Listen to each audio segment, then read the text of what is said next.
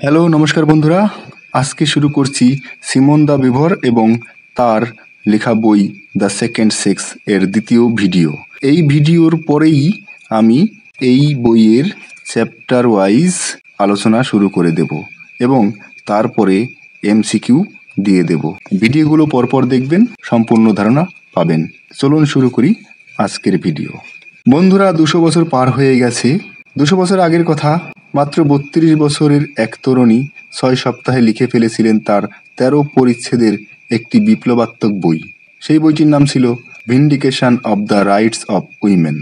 এই বইটি লিখেছিলেন মেরি উলস্টনক্রাফট। এই গ্রন্থটি ছিল ফরাসি বিপ্লবের থেকেও যুগান্তকারী, যা প্রকাশিত হয়েছিল 1792 সালে। 1792 সালে এই vindication of the rights of women প্রকাশিত হয়। এই বই লিখে উলস্টনক্রাফট নিন্দিত হয়েছিলেন। মেরি উলস্টনক্রাফট প্রথম দেখেছিলেন প্রচলিত ধর্ম, সমাজ, আইন এসবের মধ্যেই পুরুষের ভণ্ডামি এবং নারীর প্রতি বিদ্বেষ রয়েছে। পুরুষতন্ত্রের ধারকরা মেরিকে বলেছিলেন পেটিকোট পরা হায়না, হায়না ইন এ পেটিকোট। আবার অনেকেই বলেছিলেন দার্শনিকতাকারিণী সর্পিনী, ফিলোসোফাইজিং সার্ফেন্ট।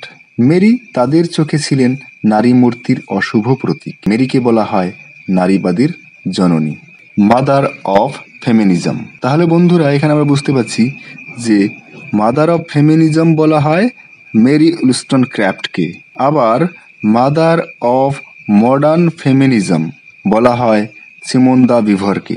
উলস্টনক্রাফট এর বই প্রকাশিত হবার পরে আরও 157 বছর পর দেখা দেন আরেক নারী, ইংল্যান্ডের পাশের দেশ ফ্রান্স। 1949 সালে 2 খণ্ডে প্রকাশিত হয় সেই নারীর 1000 পৃষ্ঠার বই লে ডিউজিয়াম সেক্স, তার মানে দ্য সেকেন্ড সেক্স। বাংলায় বলা হবে দ্বিতীয় লিঙ্গ। এই মহিলাটির নাম সিমন দা বিভর। মেরি উলস্টনক্রাফটকে বলা হয় নারীবাদের জোয়ান অফ আর্ক, আর সিমন দা বিভরকে বলা হয় নারীবাদের আইনস্টাইন। সিমন দা বিভরের সম্পূর্ণ নাম সিমন লুসি এর্নস্তিন মারি বেরুত্রাদা বোভুয়ার। ফ্রান্সের প্যারিসে তার জন্ম হয়। তার বাবা মা দুজনে ছিলেন দুরকমের মানুষ। তাদের আরও একটি মেয়ে ছিল। বাবা সিমন দা বিভরকে পুত্ররূপেই পালন করেন, কারণ শৈশব থেকেই তার চিন্তাধারায় পৌরুষের ভাব দেখেছিলেন তার বাবা। বাবা ছিলেন সন্দেহবাদী, অ্যাগনস্টিক, বিশ্ব নাগরিক, কিন্তু প্যারিসবাসী। এই দ্বিতীয় লিঙ্গ বইটি যে তরুণীর কথা তুলে ধরে, সেই তরুণীটি মায়ের প্রতিদিনের একঘেয়ে ক্লান্তিকর গৃহকন্যার জীবন দেখে ভয় পান। তিনি ভাবেন তিনিও একদিন আবদ্ধ হবেন 4 দেওয়ালের ভিতরে ওই নির্মম অর্থহীন নিয়তিতে। তখনই তিনি সিদ্ধান্ত নেন তিনি কোনোদিনও মা আর গৃহিণী হবেন না। তাহলে এই কথা থেকে আমরা ইঙ্গিত পাই এটা কিন্তু সিমন দা বিভরের নিজেরই কথা। সিমন দা বিভরই হচ্ছে সেই নারী তরুণী।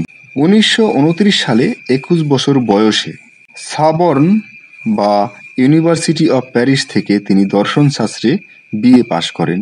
ফ্রান্সে তার আগে এত কম বয়সে অন্য কেউ এই ডিগ্রি অর্জন করতে পারেননি। পরীক্ষায় জ্যাঁ পল সার্ত্রের পরেই ছিল তার স্থান।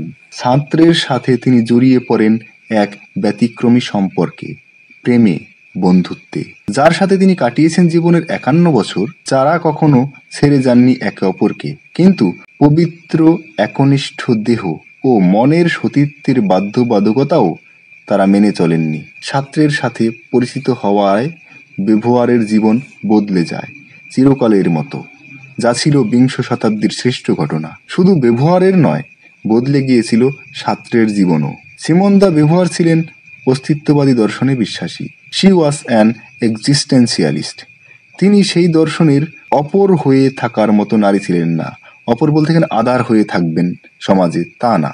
পরবর্তীতে বুভোয়ার লিখেছেন যে 15 বছর বয়সে আমি স্বপ্ন দেখেছিলাম আদর্শের সার্ত্রের সাথে ছিল তার অবিকল সাদৃশ্য। তিনি আত্মার এমন সাথী যার মধ্যে আমি পেয়েছি আমার সমস্ত রিপু। যেসব এত উত্তপ্ত হয়ে উঠত, পৌঁছে যেত চরম উৎকর্ষে। তার সাথে আমি ভাগ করে নিতে পারতাম সবকিছু। 1929 সালে পরিচয় হওয়ার পর থেকে 15 এপ্রিল 1980 সালে ছাত্রের মৃত্যু পর্যন্ত দুজনেই একসাথে ছিলেন। 51 বছর প্রেম, মানসিক ও শারীরিক সম্পর্কে জড়িত থাকার পরেও তারা ছিলেন পরস্পরের কাছে শ্রদ্ধার পাত্র। বিভোর বলেন, once life has value so long as one attributes value to the life of others by means of love, friendship, indignation, compassion. সম্পর্ককে বিশ্লেষণ করেছেন তিনি অস্তিত্ববাদী রীতিতে, তারপর সিদ্ধান্তে পৌঁছেছেন।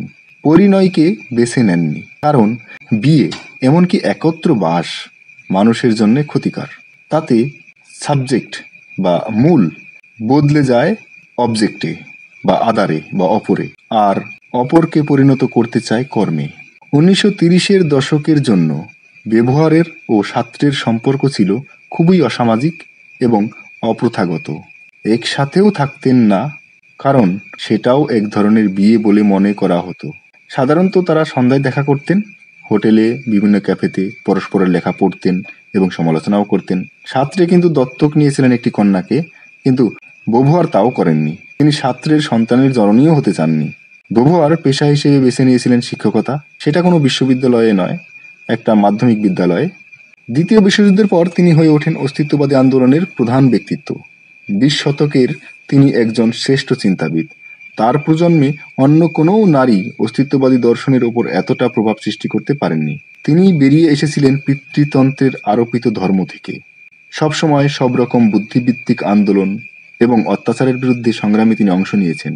দ্বিতীয় বিশ্বযুদ্ধের সময় তিনি নাৎসি অবরোধের বিরুদ্ধে ফরাসি প্রতিরোধ আন্দোলনে সামিল হয়েছিলেন।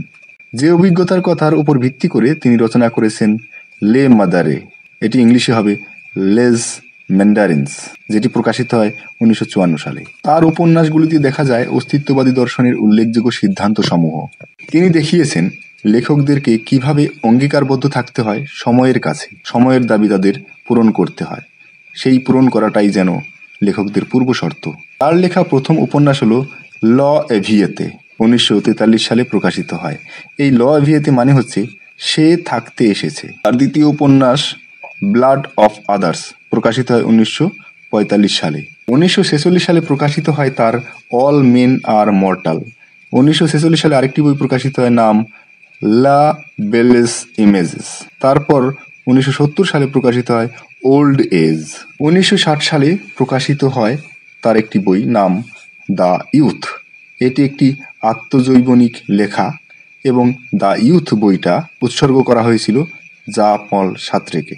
লে মাদারে বইটি, যেটি প্রকাশিত হয় 1954 সালে, এটির মানে হচ্ছে মন্ত্রীরা। এই উপন্যাসের জন্য তিনি প্রিক্স গনকোর্ট পুরস্কারে সম্মানিত হন। তাছাড়া তিনি অস্ট্রেলিয়ার রাষ্ট্রীয় পুরস্কারও কিন্তু লাভ করেছিলেন। সেকেন্ড সেক্স বা দ্বিতীয় লিঙ্গের বিশেষ গুরুত্বপূর্ণ দিক হলো প্রেম ও শরীর।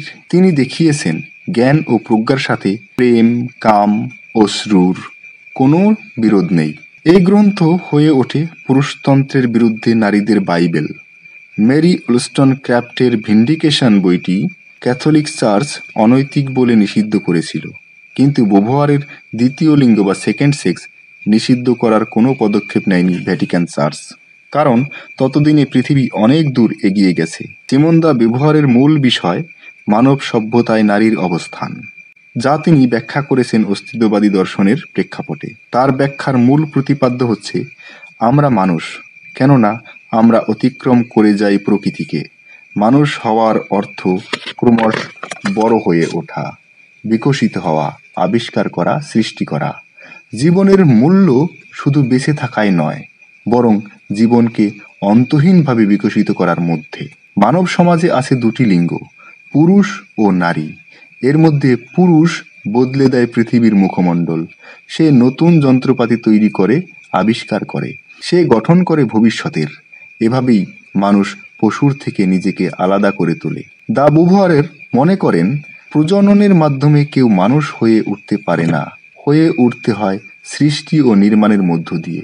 তিনি বলেছেন স্ত্রীলিঙ্গ তার প্রজাতির শিকার। পুরুষ চিরকাল চেষ্টা করেছে নিজের জন্য অধিকতর স্বাধীনতা সৃষ্টি করা, যা থেকে সে বঞ্চিত করেছে নারীকে। Man is defined as human being and women as a female. Whenever she behaves as a human being, she is said to imitate the male. পুরুষ কখনো নারীকে মানুষ হয়ে উঠতে দেয়নি। নারীকে বলা হয়েছে প্রকৃতি, অনন্ত রহস্যময়ী, অমানুষ। মানুষ হিসেবে তার কোনো মূল্য নেই, সে শুধু এক বিমূর্ত ধারণার প্রতীক। বুভোয়ার মনে করেন নারী যতদিন নারী হয়ে থাকবে প্রকৃত মানুষ হয়ে উঠতে পারবে না। তিনি বলেছেন পুরুষের দাসী না হলেও নারী সবসময় আশ্রিত থেকেছে পুরুষের। নর ও নারী এই দুটি লিঙ্গ কখনো পৃথিবীতে সমান সুযোগ সুবিধা পায়নি, সমানভাবে ভোগ করেনি পৃথিবীকে। তিনি অস্তিত্ববাদী দর্শন প্রয়োগ করে ব্যাখ্যা করেছেন কিংবদন্তি, পুরাণ এবং সাহিত্যে নারীর ভাবমূর্তিকে। তিনি তুলে ধরেছেন প্রত্যেক সভ্যতা ও সংস্কৃতিতেই পুরুষ নিজেকে করে তুলেছে পরম পুরুষ, যেখানে নারী নিতান্তই সাধারণ। মানুষকে মাপার মানদণ্ড হচ্ছে পুরুষ, সেখানে নারীর কোনো ভূমিকা নেই। বুভোয়ার দ্বিতীয় লিঙ্গ এর প্রথম খণ্ডেই পুরুষের পক্ষপাতিত্বের সেই অপূর্ব ব্যাখ্যা তুলে ধরেছেন এবং তিনি সেই মন্তব্যটি করেছেন যেটি জগৎ বিখ্যাত। মন্তব্যটি হলো, one is not born but rather becomes a women. জন্মসূত্রে কেউ নারী হয়ে জন্মায় না, সমাজে সে নারী হয়ে ওঠে। তার মানে কি, নারী হয়ে ওঠাটা এটা একটা সামাজিক ব্যবস্থা, সমাজ তাকে নারী বানায়। তার এই মন্তব্যের কারণেই সেকেন্ড ওয়েভ ফেমিনিস্টরা সেক্স এবং জেন্ডার দুটোকে আলাদা করে দেখিয়েছে, যে সেক্স আলাদা, জেন্ডার আলাদা। সেক্স বায়োলজিক্যাল এবং জেন্ডার হচ্ছে সোশ্যাল বা কালচারাল। যদিও আরও পরবর্তীতে দার্শনিক জুডিথ বাটলার দেখিয়েছেন সেক্স, জেন্ডার সবই সোশ্যাল কনস্ট্রাক্ট, সামাজিক কনস্ট্রাক্ট। যখন সেকেন্ড সেক্স লেখা হয়, লুডিজিয়াম সেক্স লেখা হয়, তখন বুভোয়ারের মনে হয়েছিল সমাজতন্ত্রই নারীকে মুক্তি দেবে তার দাসত্ব থেকে। 1972 সালে তিনি যোগ দেন ফ্রান্সের নারী মুক্তি আন্দোলনে এবং প্রথমবারের মতো নিজেকে প্রকাশ্যে এই 1972 সালে তিনি নিজেকে নারীবাদী বলে ঘোষণা দেন। তিনি সরে আসেন সমাজতন্ত্রের আদর্শ থেকে। তিনি মনে করেন সমাজতন্ত্রের স্বপ্ন বাস্তবায়িত হওয়ার আগে নারীর অবস্থান পরিবর্তিত হওয়া দরকার। তার জন্যে আলাদাভাবে সংগ্রামও করতে হবে। আর যারা সংগ্রাম করবেন, তিনি নারী বা পুরুষ যাই হন না কেন, তিনি নারীবাদী। সিমন দ্য বুভোয়ারের মৃত্যু হয় 1986 সালের 14 আগস্ট ফ্রান্সের রাজধানী প্যারিসে। নারীর সাম্য ও অধিকারের সংগ্রামের বিশ্বজনীন প্রতীক রূপে তিনি আজও বিশ্ববন্দিত। ধন্যবাদ বন্ধুরা, আজকের ভিডিও এখানে শেষ করছি। এরপর এই সেকেন্ড সেক্সের চ্যাপ্টার ওয়াইজ ভিডিও শুরু হবে।